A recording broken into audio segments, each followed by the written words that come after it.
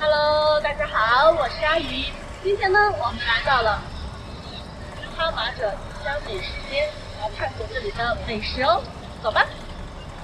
这是阿鱼见过最有烟火气息的集市，它位于昆明盘龙区金店后山。哈马者是一个彝族村落，彝人淳朴热情，不仅传承了铜锅炖煮、炭火烧烤的传统习俗，还将特色农产品、乡村旅游、彝族文化融为一体，变成了不少游客打卡云南美食的坐标。关于这里的起源，相传锡伯族骑兵南下，胜利驱逐侵略者后，带着云南特产普洱、草果、花椒等，原路返回时途经金店后山，战马汗如雨淋，就在此地休整留宿。后人为了纪念这支骑兵队伍，称该地为汉马者村，也就是今天的哈马者村。这个村子不大，在这个十字坡的小集市，有烧烤，有羊汤锅，有山野美食，还有各种应季的果蔬。这里虽然距离市区较远，但是沿着金店后山一路向上，都是各种农家乐，很适合周末一家大小来游玩。如果你来不了，欢迎点赞订阅我们的频道，跟着阿鱼的镜头一起解锁哈马者。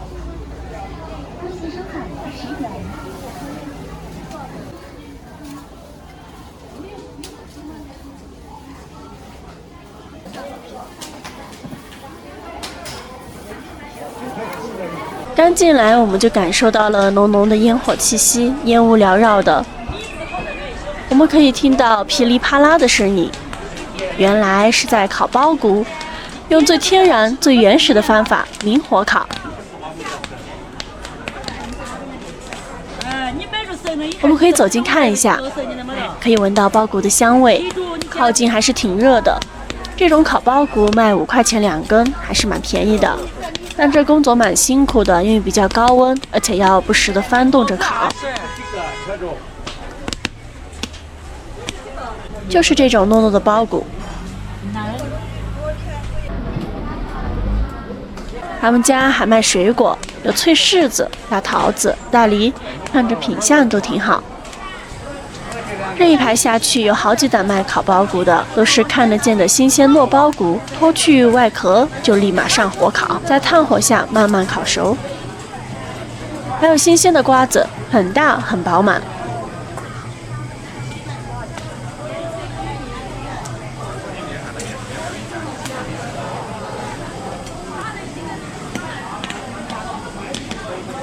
现在我们来看一下这里的水果。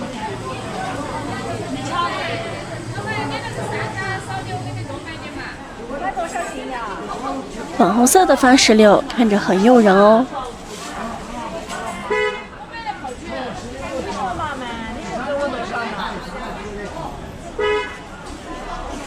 旁边这个一轧一轧的叫拐枣，它还有很多名字，比如万寿果。那你们当地是怎么叫它的呢？红红的山楂。这个集市最大的特点就是他们卖果蔬喜欢这样一筐一筐的卖。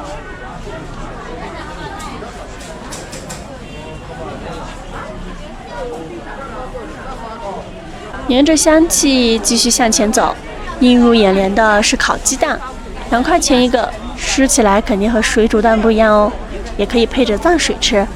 这个是竹筒饭，竹筒饭除了烤，也有这种蒸的。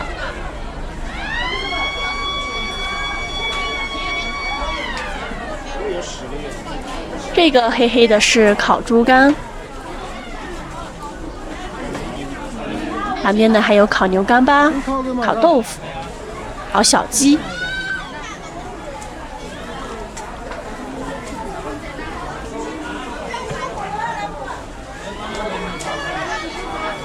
这个集市还有一个特点，食物它会铺在满是松毛的烤架上去熏烤。松毛的清香慢慢渗进美食里，带着炭火的气息，我们可以称之为松毛烤宴，这是其他集市难以看见的。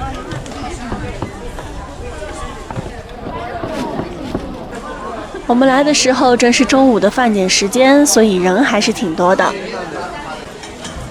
虽然现在是秋天了，但是吃烧烤配上米兰虾也是很搭的哦。现在我们来看一下娘娘的这个制作过程：先放入木瓜水，然后再放入冰镇的红糖水，不加米兰虾叫木瓜水，加了白色的米兰虾就叫米兰虾，像左边的这些的话就叫米兰虾了。这位美女正在用木锤锤牛干巴，木锤可以让牛肉的纤维变软，吃起来口感更佳。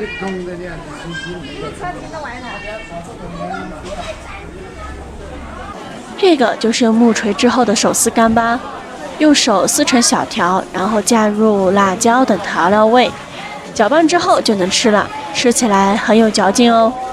黑了那是，等等，这吃个，放在两边一边放点点。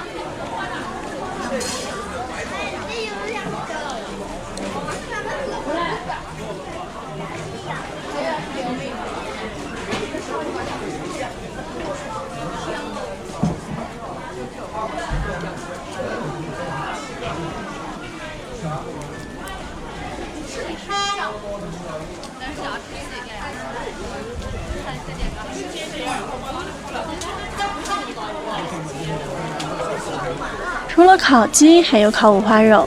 这呢，烧烤有个特色，它会加入一些花椒叶一起烤，这样烤出来就会有一股花椒的味道。这里这么多人，看看是什么吸引了他们。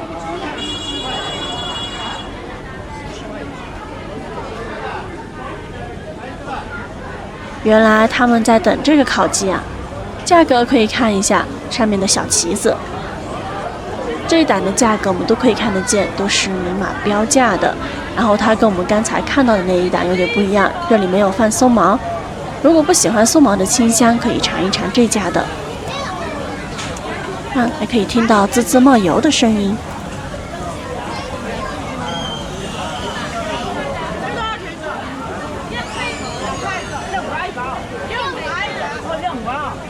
这里也有烤鸡蛋。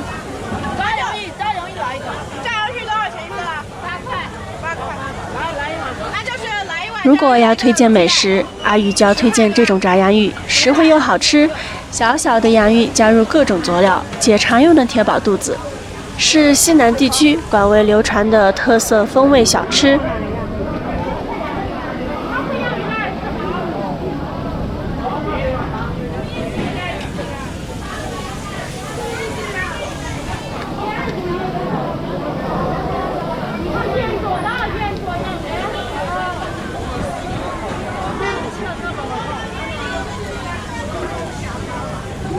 香辣田螺15块一份。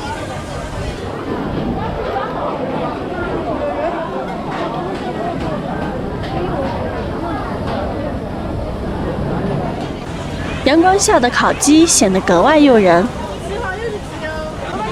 松毛烤豆腐10块钱一份，吃起来外皮筋道，里面软软的，配着蘸水吃，喜欢的人会很喜欢哦。大家数一下，这一份有多少个呢？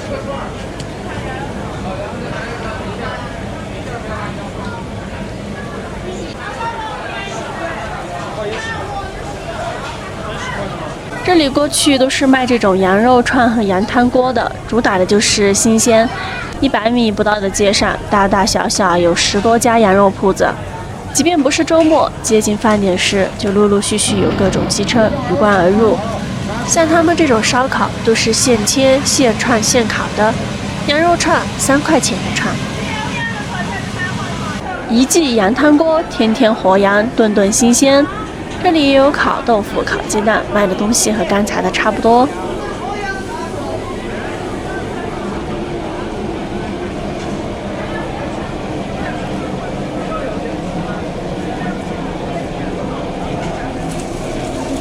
看这个大大的铜锅，主打羊汤锅。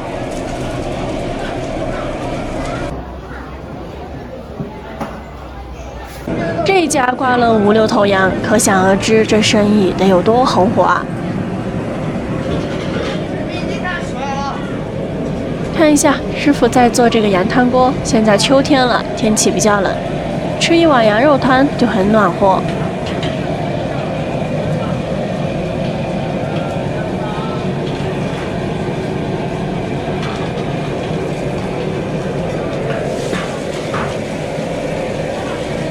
有羊肉，有羊杂，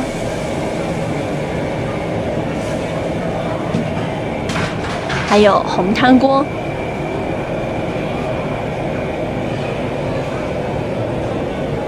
好了，现在我们往回走，这边都是卖果蔬的。看这五颜六色的水果，这个叫香槟果，你们吃过吗？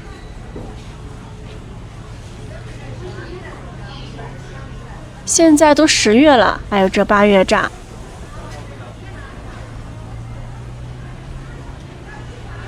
这个有外衣包裹的叫姑娘果，还有很多豆子、瓜子。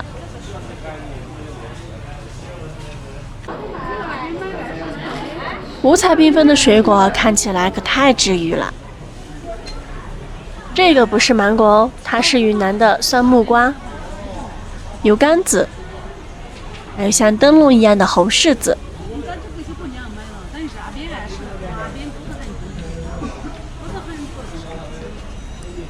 一盒盒的蓝莓、蔓越莓，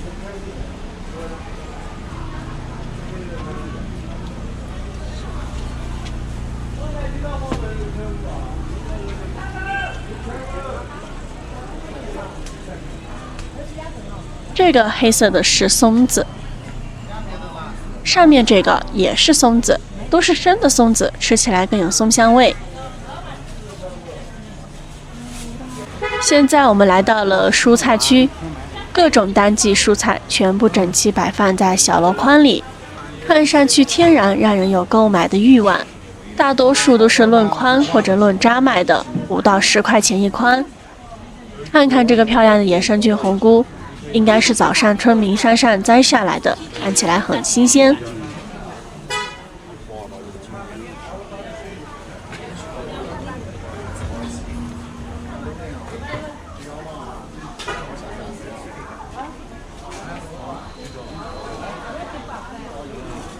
人间烟火气最抚凡人心，看着这样的画面，确实如此。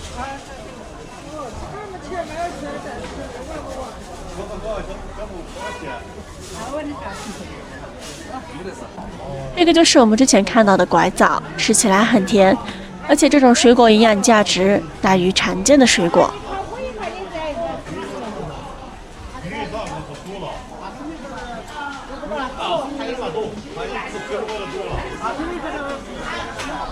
这个是地瓜，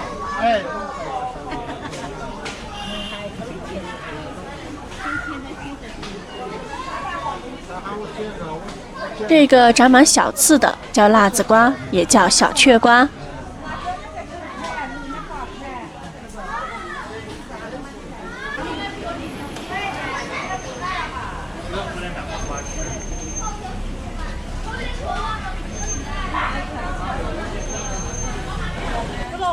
吃肉吃多了，可以买一些腌小萝卜解腻。他们腌的这个小萝卜可以当零食吃，可以蘸着辣椒面，也可以蘸着调料酱吃，特别开胃。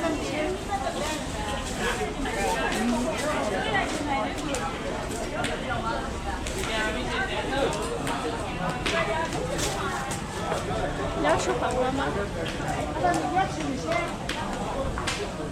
那我就不要这个。新鲜现榨的橙汁，老板说是要15块钱一杯。大家看一下，你觉得一杯果汁要榨几个橙子呢？可以煎了，一叶的皮皮了，满了。好了，现在我们来到集市的另外一边。这位老奶奶手里拿的水果有认识的吗？看起来是不是很像荔枝呢？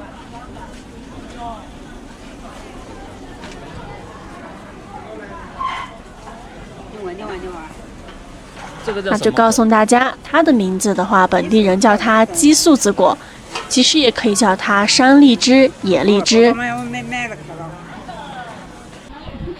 这个是野生的猕猴桃，小小个的，但富含丰富维生素 C， 可以抗氧化衰老，非常适合老人、儿童、孕妇吃。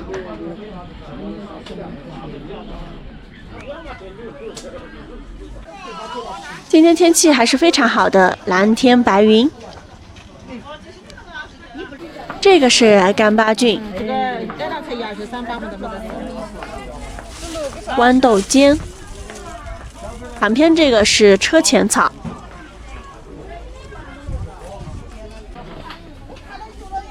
这里又看到一个比较少见的水果，这种水果叫刺梨，近距离可以看一下，水果身上都是带着刺。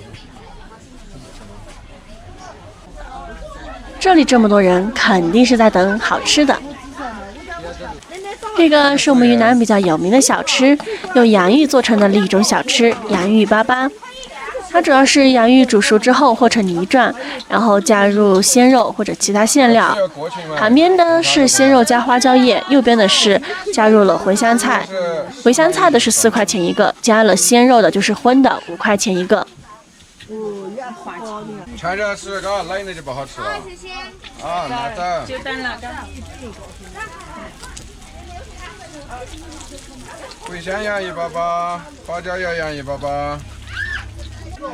看炸到这样两面金黄就可以出锅了，趁热吃是非常香的，因为里面还是嫩嫩的，加入辣椒面味道更佳。老板说国庆生意太好了，那包装纸都用完了。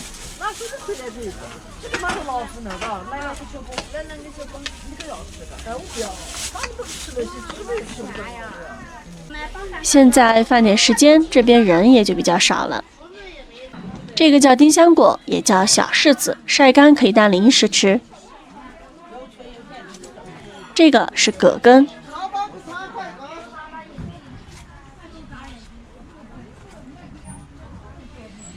这边卖的水果都很漂亮，看看这个板栗非常大。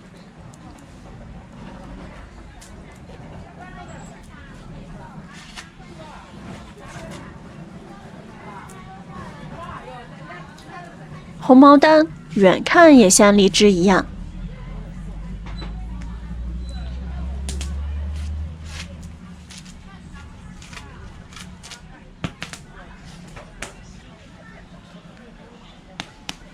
这里也有烤苞谷的，烤得噼里啪啦响，而且它这个更热吧，这里烤着火，然后又是在烈日下。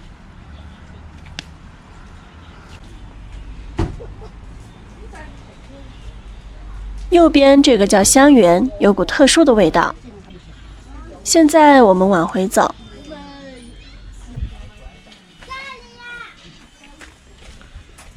这个就是我们刚刚看到的鸡素子果。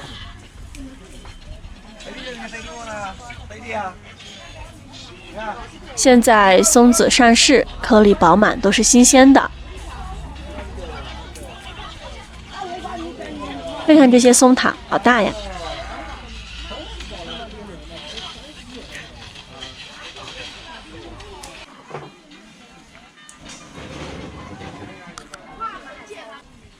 姜饼瓜的花还带着小瓜。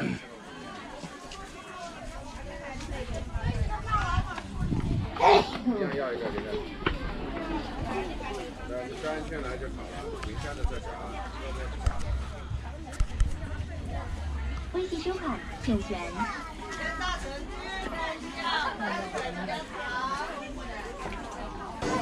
好了，现在我们逛完哈马者这个集市了。趁着时间还早，我们去附近的金店看一下，了解一下金店的人文历史。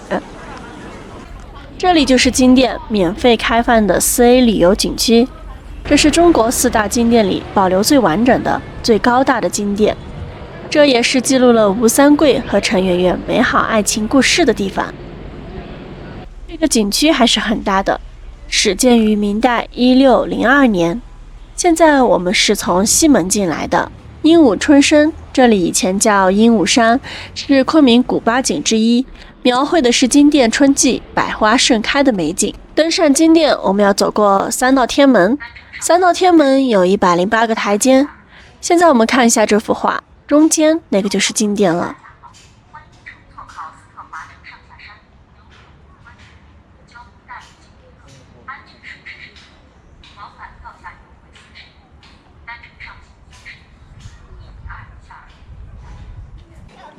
现在我们走到了2天门了，走过1天门、2天门、3天门，然后就到这个太和宫了。这个景区挺适合散步、爬爬山的，也可以带着孩子来感受一下历史文化。现在是秋天，两侧都摆满了各种各样的菊花，特别应景，特别好看。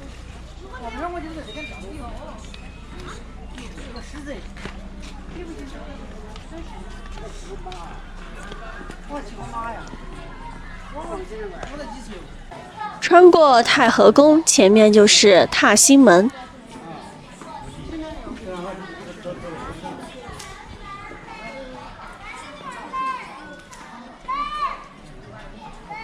右手边有一个比较立体的导游图，我们现在过去看一下。近距离看一下，就是我们刚才从这个西门上来，经过1天门、2天门、3天门，然后就到现在这个位置。太和宫往上走就是金殿，金殿后面还有钟楼。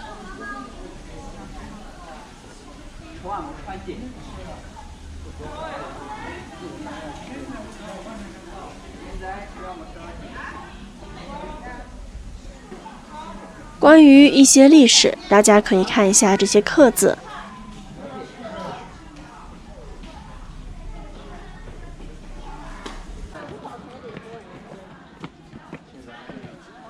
现在我们马上就要看到这个最著名的金殿了。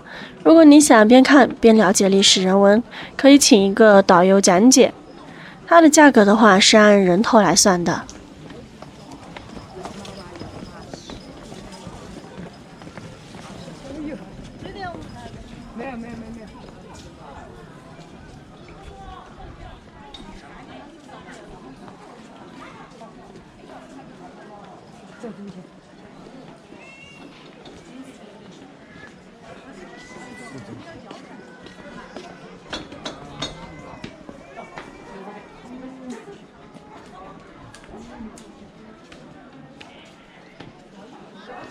走过这道门，现在我们正前方看到的建筑就是金殿。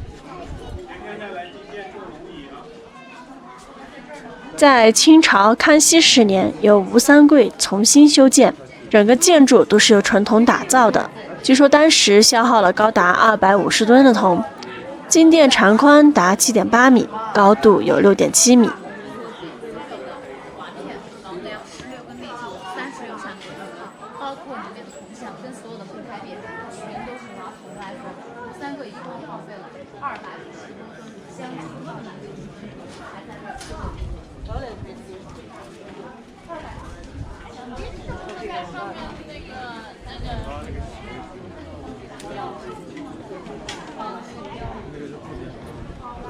我们走上去看一下，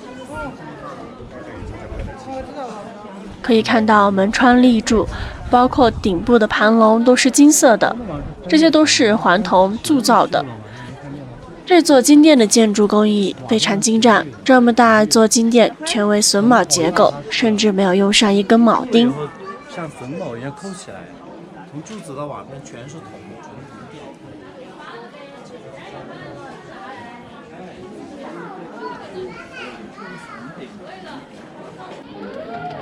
当时的吴三桂是为了自己的60大寿去修建了这座金殿。在金殿的门窗上，我们可以看到有很多寿字，这个寿字在古代叫做祥云体。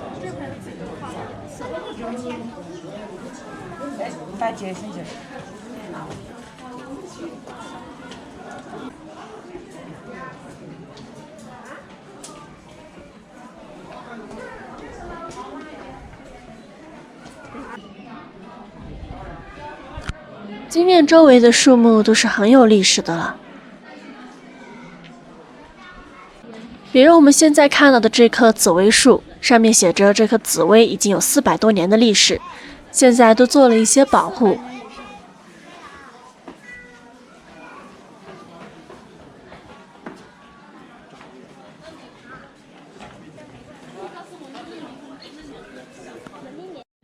吴三桂的大刀有12公斤重。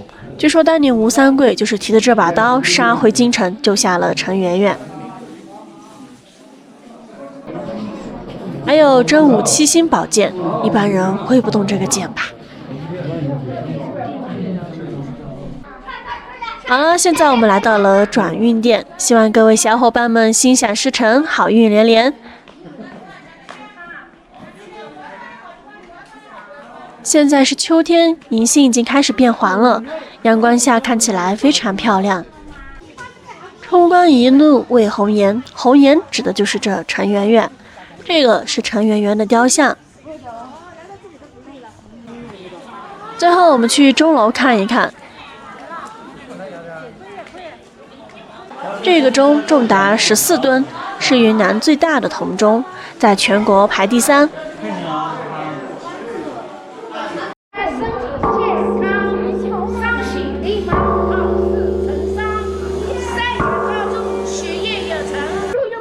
好了，我们这期的视频分享到这就要结束了。如果你觉得视频还不错，欢迎点赞订阅。我们下期视频再见，拜拜。